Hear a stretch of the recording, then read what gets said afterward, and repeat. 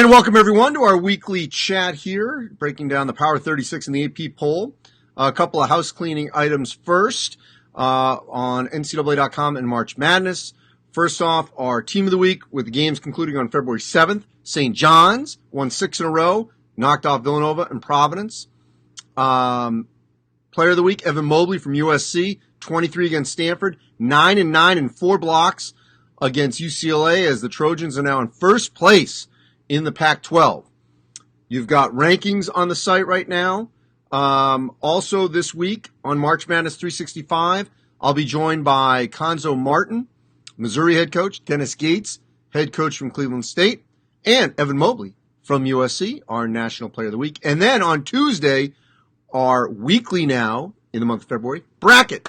So you get a bracket on Tuesday to digest and debate as we are into February. All right, first of all, Gonzaga, as I'm talking to you, late night on Monday night, will be taking on BYU on the road. They have a rescheduled game this weekend against San Francisco. Then let's see if they go on the road again. They still have the Santa Clara situation. I will be shocked if they end up making up that Santa Clara game on the road. Santa Clara wants to come to Spokane, so be it. Still waiting to see if the WCC tournament happens. February 26th, that's the deadline everyone has to remember. February 26th is the day that the conferences have to tell the NCAA who will get their automatic bid to the NCAA tournament. So a league could determine, you know what? It's going to be our regular season champ. Or it'll be our tournament champ. The Ivy League, if you remember, for years had no tournament, and it was their champ. But a league can make that decision. So if a team opts out of the conference tournament, then the league has to decide who's going to get their AQ. So that's February 26th. That's that deadline. This Saturday, February 13th, the top 16 will be unveiled from the selection committee. So we'll get a good idea where they are. Be interested to see how it matches our bracket. I think it's pretty fair that you'll see Gonzaga and Baylor on a long pause, very unfortunate. They're not going to be back toward the end of this month. So they're basically going to have 2 weeks back before the Big 12 tournament, assuming it happens. Fully expect Gonzaga, Baylor to be ones. Ohio State and Illinois and Michigan, I think you'll see 2 of those 3. Today I would say Michigan and Ohio State would be ones. Villanova and the other one, so let's say Illinois, I think will be 2s. And then the other 2s, that's where it could get interesting. Will it end up being Alabama? Will it be Virginia? Will it be Iowa? I don't think so. I think they're more in the 3 range. Then you got the 3s like Tennessee, Texas, West Virginia, Oklahoma, Houston. These are the 3-4s. Florida State in some particular order. So all that's going to be interesting to watch how it all plays out. Michigan is coming back later this week. Not going to play the Illinois game. They wanted more practice time, so they're playing the Wisconsin game this weekend. But they got to make up the Illinois game. I would say this to all conference commissioners right now and basketball liaisons in these respective leagues. Next week, I think, is like a cutoff. As you got teams coming back, as you start to try to figure out rescheduling games, I think these leagues have to really start to look at scheduling the games that matter the most for their league title. So, for example, St. John's, UConn, they need to make that game up. St. John's, 6 in a row, UConn right above them. That's an important game to make up. Is St. John's DePaul as important to make up? I would say no. DePaul is not going to make the postseason. So those are the decisions I think these conference commissioners need to make as they try to schedule. So for Michigan, I don't have their schedule off the top of my head, but for example, if Michigan needed to make up games against Nebraska or Northwestern, I would say wait on that. Make sure you make up the games against Illinois, Iowa, Wisconsin. The teams are at the top that have a chance to win the league. Those are the games you want to make sure you make up. So, Jesse says Gonzaga, Baylor need to make up their game. Not going to happen. We're past the point of no return on that. It's not going to happen with Baylor being on such a long pause. So Baylor, okay? Baylor needs to make up the games that matter the most. Once again, I don't have their schedule memorized, but Baylor doesn't need to make up a game against Iowa State or Kansas State. Baylor games that should be made up are any games missed against the teams that are in their neighborhood in the top 4 or 5. That should be the priority going forward. All right, so I saw one question fly by about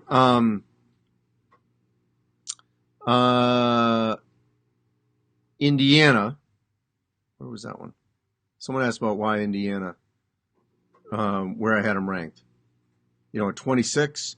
The reality is they swept Iowa. If you watch them play, they are a top 36 team. Someone asked also over here, I didn't see the name, about does that affect the Duke-Carolina second game about being made up? No, because first of all, for television purposes, they're not going to let that not happen. And both teams are going to need that game. Carolina certainly needs wins against teams that have these. I mean, Duke's rating right now is too low, but there's more. You're more apt to get that. Jeffrey's asking the question, what's wrong with Texas? I think when we can, in the back end of the season, I think we really need to do a deep dive on how teams came out of their pause and what they had after the pause. Clemson, for example, brutal. Did not do well at all out of their pause. Did beat Carolina, but their first couple games, awful. Michigan, let's see how they do. St. Louis lost to LaSalle out of their pause, then came back and beat St. Bonaventure. I think they lost to Dayton and LaSalle. So, yes, Texas really struggled out of the gate, out of their pause. Robert wants to know if Baylor can take over the number 1 spot. Well, it's not going to happen while they're on pause. So, Ryan says, yes, great example, Ryan. Ryan Slusher, I think it was. West Virginia Baylor, they need to make those games up. Robert, okay, I appreciate Robert Burbage about having this on a regular time. I would like that. I think our people would like that. We're having a little bit of an issue graphically to pull back the curtain. And so I'm getting this a little later because there's a lot of things on people's plate right now with the NBA and our March Madness. And so, sometimes we got to work with when this happens. But as soon as we get our slate, that's what we call this, my borders here, then I try to make sure we can push it out. So, yes, I'd like to have it earlier in the day at a regular time, and hopefully maybe the final 4 weeks we can do that. Larry, you're asking how Michigan keeps moving up.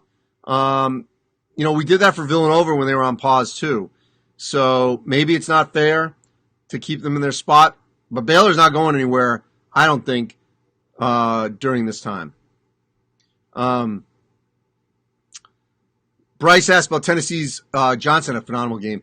Their ceiling increases with their freshmen play. Yes, no question. They still can get much, much better going forward. Casey asked if Purdue has the best freshman class in the country. If they don't have the best, it's certainly one of the best. Jaden Ivey, Zach Edey, Brandon Newman, phenomenal. And they've each had their moments. I kind of feels like that Baby Boilers, Robbie Hummel's freshman year, as that class grew, they became an elite Big Ten team. I could see the same for this Purdue team. Do I see how Stephen asked if Alabama's a clear SEC favorite? I would say no. They're not the clear favorite because Missouri's playing really well right now. Now, I think they've got such a lead, 3 games, I think it is. So, is it 3 or 2 games? I'm trying to remember. It's 2 or 3 games. But, so the odds are still in their favor. But Missouri's playing better right now. What does Iowa need to do to get a 2 seed? They got to keep winning. This little slide here, losing 4, is not good. Thoughts on Liberty, Chris? They'll be in the tournament, and they're going to be a very tough out. Rich McKay's done an outstanding job since he came there. Let's see. Is Michigan the clear favorite? No, they're not the clear favorite. How many from the Big Ten? 12 are in play. Yes, even Michigan State. A lot of work to do. Ultimately, I think we're going to probably get 10. I think that's where we'll see the Big Ten get 10 in. Can Seton Hall make a run? Yes. Sweet 16's doable. Aaron wants to know if UConn make the tournament. I have UConn right on that cusp right now. You'll see on Tuesday. They need Book Night back. Once he gets back, it's a game changer. Hopefully the elbow's all right. Dan, will Pitt make it? So inconsistent. They got to go on a run here. Earl about Louisville. Yes, today they're in. They're on pause. Best wishes to Chris Mack. Can St. Louis get back in? Yes. They're on the cusp right now. Huge win over St. Bonaventure. Can Temple win the AAC? I'd say no. If I'm going to do a non-Houston team, I'm going with Memphis. Iona, Augie, I think they could, once he gets back to playing, I think Rick will get those guys potentially to knock off Siena and win that thing. And after all the craziness, Iona in the tournament, that would be something. I could see that happening. Andy says, yes, nice to see Rutgers back where they belong. So that's great. So Carmen, Loyola, and I'm going to take one more. I got one other quick thing to say. Yes, Loyola and Drake, I make a prediction on that series this weekend. Cameron Krutwig, remember he was in the Final Four, the starting center. It's been a long time, a great run for the Ramblers. I could maybe see a split. Listen to my reasoning there. Sean wants to know, in the power conferences, which ones are most likely to defer their tourney? In the power, I really only think maybe Villanova in the Big East. I don't see anyone deferring out of the SEC, the ACC, the Big 12. Could UCLA in the Pac-12? Maybe. Big 10, I don't see anyone. Just saying we're not playing, especially because, they're going to be in Indy. It hasn't been announced yet, but that's where it's going to end up being. William wants someone's last time the Blue Bloods have been this bad. You got to go back to the 60s. Yes, Deuce McBride, John, is one of the most improved sophomores in the country. So I just want to end with this. Been a terrible couple of days in journalism and sports. So on this platform, I just want to say that a couple quick things. One, we lost Pedro Gomez, who was a great friend and colleague to everyone at ESPN and in Major League Baseball. Our paths crossed every once in a while. Tremendous human being. It is absolutely a devastating, crushing loss. So my thoughts go out to his beloved family. Lou Hill, head coach at Texas Rio Grande, former assistant to Lon Kruger at Oklahoma UNLV, getting his head coaching job. So well liked, played at Wichita State. So many people outpouring of love for him. And then earlier on Monday, Tom Konchalski. And for those that have followed basketball, certainly in the Northeast, nicknamed the Glider, anyone who was anyone was scouted by Tom. One of the nicest human beings you would find, was instrumental in so many different players getting recognized up the corridor, the I-95 corridor. And then, of course, things expanded as bigger tournaments and Peach Jam and so on. But he was tied in with Howard Garfunkel in the original five-star camps. So you name it, and Tom Konchalski probably saw that player, helped that player, promoted that player. So many coaches felt indebted to Tom and was so close to so many of them. Adam Zagoria did an amazing obit that you can see on his Twitter account. So just really just sad the last 3 days in three people gone. Just very, very tragic.